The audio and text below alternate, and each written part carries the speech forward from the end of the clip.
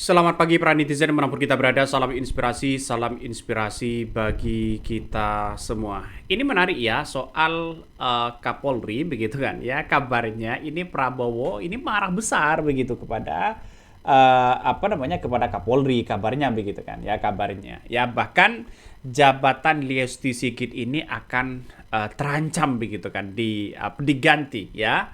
Bisa saja orang menyebutkan, woi jangan-jangan mau dipecat, dicopot dan sebagainya. Nah, banyak sekali yang kemudian menjadi isu ya pembangkangan atau dugaan ya sabotase ya bikin Prabowo ini ngamuk besar ya. Karena kenapa? Karena kita lihat saja untuk menetapkan Febri Ardiansyah kabarnya tidak ada konfirmasi kepada seorang Prabowo.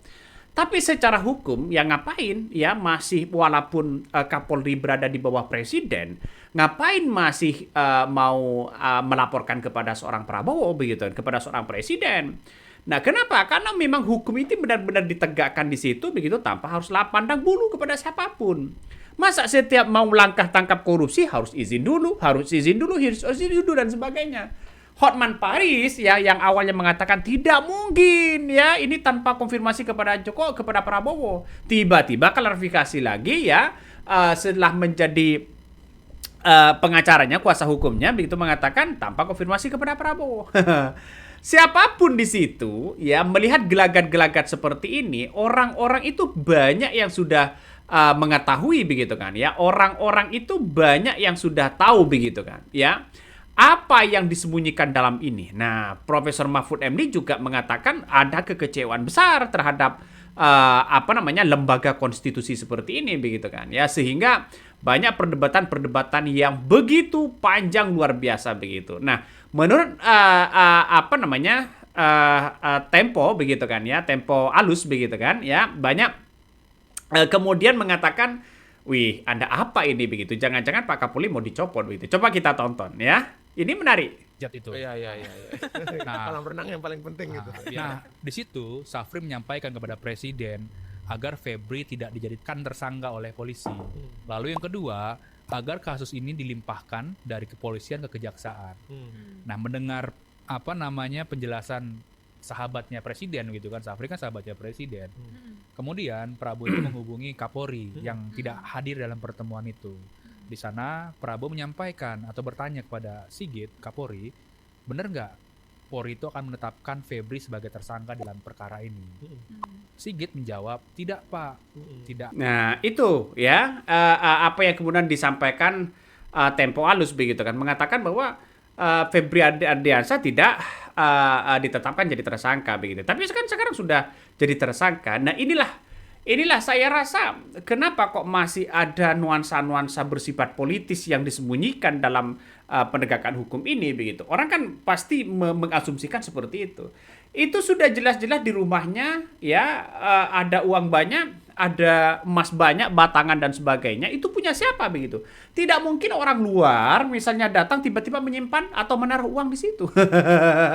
Secara logika kan itu ya, banyak ini kan menjadi perdebatan-perdebatan yang sangat luar biasa sehingga reputasi begitu kan dari seorang Kapolri ini dipertaruhkan. Nah, hubungan istana ya dengan dan Tronojoyo ini memanas begitu kan. Tindakan Polri yang asal main geledah tanpa koordinasi sukses ya bikin Presiden Prabowo Subianto ini ngamuk besar ya. Posisi benar-benar dipojokkan sekarang ya, benar-benar ada apa begitu kan. Nah, mengutip dari laporan Tempo, Prabowo ini geram setengah mati karena Kapolri Listio Sigit ini main seruduk tanpa ada pemberitahuan atau koordinasi ya sama sekali ya ke kepala negara.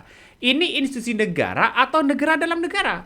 Ini kan menjadi pertanyaan publik begitu kan. Ngapain kita harus ya koordinasi kepada seorang presiden? Kalau memang toh yang ditindak oleh Kapolri itu adalah benar. Kan itu logikanya.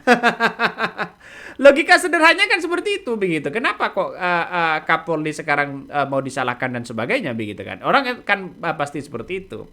Nah, pelimpahan ya status tersangka ini kepada kejaksaan ini bikin orang banyak menyalahi aturan begitu kan ya. Kenapa kok tidak diperiksa dulu? Kenapa kok langsung diserahkan? Dan ini menunjukkan bahwa Kapolri itu diambang kebingungan yang sangat luar biasa. Nah, dua-duanya ini sekarang berhadapan. Ya, Kapolri langsung ya minta maaf dan pasang timing berdalih, takut informasinya bocor kabarnya begitu. Alasan klasik yang justru makin memperlihatkan kalau istana sendiri nggak dipercaya ya sama kop baju coklat. Orang pas seperti mengatakan seperti itu begitu. Nah, orang sekarang ini di berbagai media sosial banyak yang disampaikan begitu kan ya, sudah cerdas. Coba kita baca ini.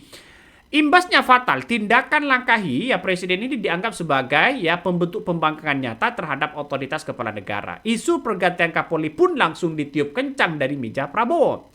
Tapi yang bikin merinding begitu Tempo juga sepil ya soal temuan rapat internal di Widya Chandra terkait dengan pengarahan atau penebalan pasukan ya secara senyap. Ini maksudnya apa? Mau unjuk kekuatan di depan presiden atau bagaimana?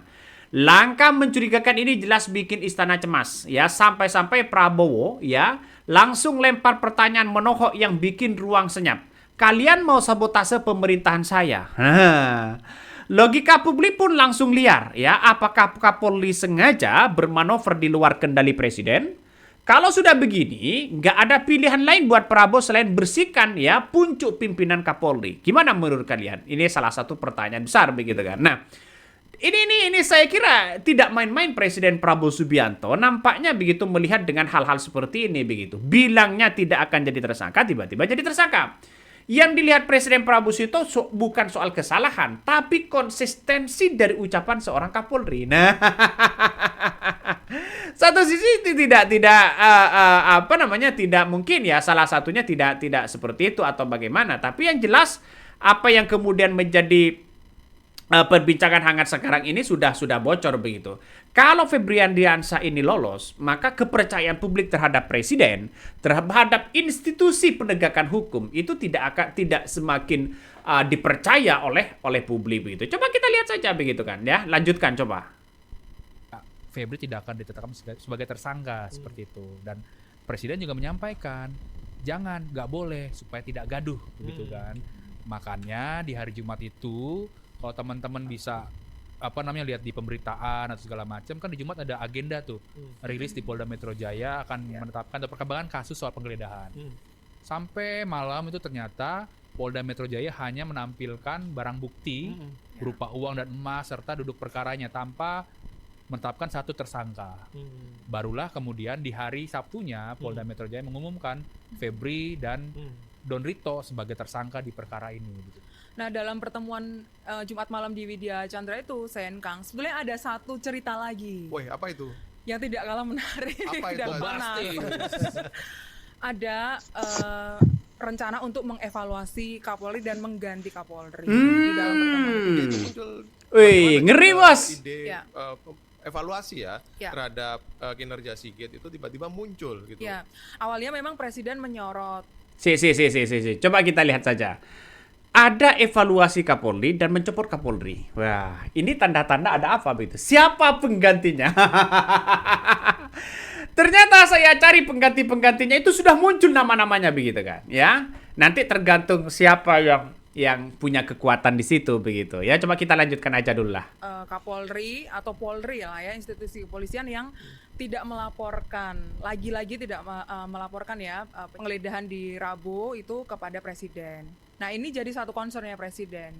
Karena dianggap tidak melaporkan dan lain sebagainya, ini dinilai sebagai bentuk pembangkangan. Oleh Menhan Syafri Samsudin ya. Oleh Menhan dan juga oleh Presiden waktu di forum malam itu ya. Dan disitulah kemudian muncul usulan untuk mengganti Kapolri. Usulannya dari mana? Dari Menhan Syafri Samsudin. Ya, aku juga cek juga tuh informasi itu.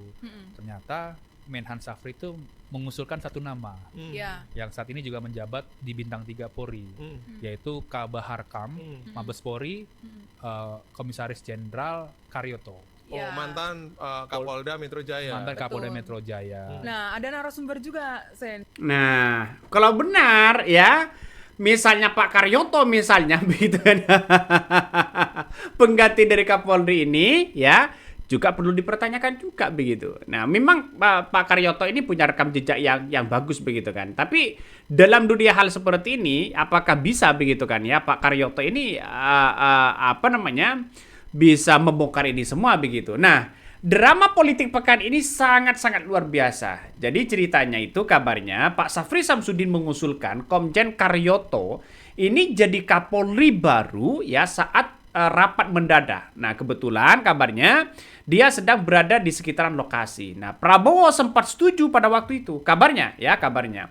Nah, tahu-taunya dari lambat laun, dari waktu ke waktu begitu kan, ada bisikan bahwa Pak Karyoto itu kabarnya besan dari Kang Deddy Mulyadi.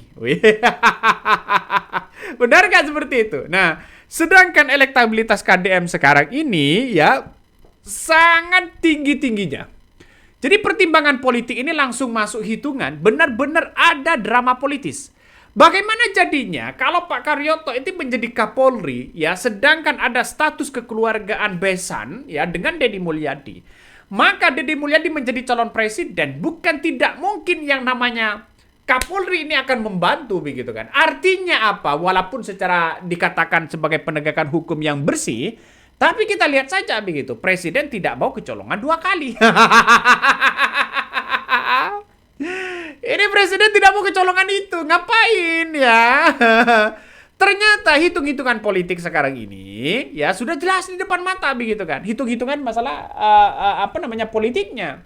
Makanya saya kira kalau Pak Karyoto begitu kan ya menjadi Kapolri ya, lalu kemudian Deddy Mulyadi menjadi menjadi besannya, lalu kemudian punya elektabilitas tinggi, hitung-hitungan politik ya ini akan semakin kuat di situ begitu kan. Nah, ujungnya tidak ada keputusan malam itu. Kapolri belum jadi diganti. Kasusnya cuma dilimpahkan ke kejaksaan untuk mitigasi ya, artinya biar kegaduhan ini reda dulu lah ya. Sementara itu ya profil dari Karyoto sendiri sudah seperti sinetron ya. Ex pejabat KPK yang menyeret Edi Prabowo dan Juliari Batubara ke penjara, tapi kasus Firly Bahuri yang ditangani malah 2 kali dikembalikan ke kejaksaan, sampai sekarang tidak jelas nasibnya bagaimana. Inilah reputasi-reputasi yang kemudian dipertontonkan oleh Pak Karyoto. Terus naik pangkat menjadi Polda Metro Jaya, ya. Terus kemudian ke Kabaharkam, ya, terus kemudian sekarang masuk bursa calon Kapolri. Nah, sebenarnya cukup menjadi relevan sebenarnya begitu kalau memang Pak Karyoto ini menjadi Kapolri begitu kan, ya. Hitung-hitungannya di situ adalah bagaimana dengan Deddy Mulyadi nantinya begitu. Nah, ini menjadi pertanyaan publik juga begitu kan, ya. Hitung-hitungan politik Presiden Prabowo Subianto ini sangat luar biasa di situ begitu. Yang penting dalam rapat tertutup itu jangan sampai Presiden Prabowo Subianto itu blunder ya. Kalau blunder bahaya di situ. Nah, coba kita baca komentar netizen ya. Ini rangkumannya. Rangkuman bocor halus, Prabowo presiden marah ya sama Kapolri. Ada wacana pengganti Kapolri. Kapolri baru ya besanan dengan KDM. Prabowo ragu dengan calon Kapolri. Febri Ardiansyah ya ada skenario bersihkan nama jaksa. Febri melobi pengusaha. Pengusaha disuruh mengaku kepemilikan emas. Ya, salah satu yang dihubungi adalah Pak Haji. Nah, siapa Pak Haji ini? Kegaduhan-kegaduhan seperti ini nampaknya melihat dengan apa yang kemudian menjadi perbincangan hangat itu ya Pak Dasko dengan Pak Safri Samsudin begitu kan. Kalau Kapolrinya ini diganti, siapa penggantinya?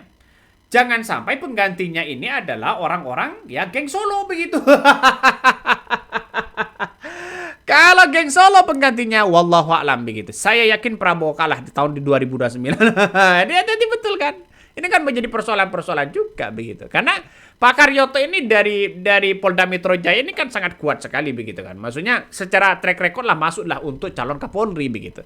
Tapi secara hitung-hitungan politik ini sudah bagi saya nggak masuk begitu kan. Kenapa? Hitung-hitungan politik ini kalau besannya Deddy Mulyadi misalnya. Deddy Mulyadi calon presiden, kemungkinan besar akan ya publik akan tahu itu gitu. Oke, mungkin itu yang kami sampaikan ya. Tonton terus di channel Lo dari Podcast Rakyat ini, jangan lupa di subscribe.